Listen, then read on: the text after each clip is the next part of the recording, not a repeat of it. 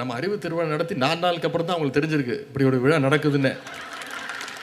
என்ன கேட்குறாங்க, எப்படி நீங்கள் அறிவு திருவிழா நடத்தலாம், யாரை கேட்டு நடத்துனீங்க, எதுக்காக நடத்துனீங்க? அறிவு இருக்கிறவன் திருவிழா நடத்துகிறான், அதுவும் அறிவு திருவிழாவில் அவங்கள விமர்சித்து பேசிட்டோன்னு கோபம் வேறு. எப்படி போலீஸை பார்த்தா திருடனுக்கு பயம் வருமோ,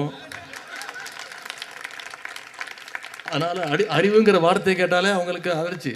சுகாதார மேம்பாட்டை பற்றி பேசும்போது கிருமிகளை பற்றி பேசாமல் இருக்க முடியுமா?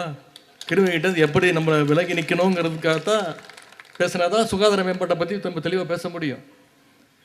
அதுபோலத்தான் அறிவு திருவிழாவில் கொள்கைகளை பற்றி பேசும்போது கொள்கையற்ற கும்பலுடைய ஆபத்தை பற்றி இங்கே பேசியவங்க சில பேர் சுட்டி காட்டியிருக்கிறாங்க. இதையெல்லாம் நம்ம பொருட்படுத்த வேண்டிய அவசியம் இல்லை. ஆகவே அடிமைகளையும் பாசிஸ்டுகளையும் கொள்கையற்ற வெற்று அட்டைகளையும் கண்டு நாம் அச்சப்பட தேவையில்லை. அவங்களுக்கெல்லாம் நம்ம பதில் சொல்ல தேவையில்லை. 60 வருட நம்பிக்கை. Anand banians and briefs.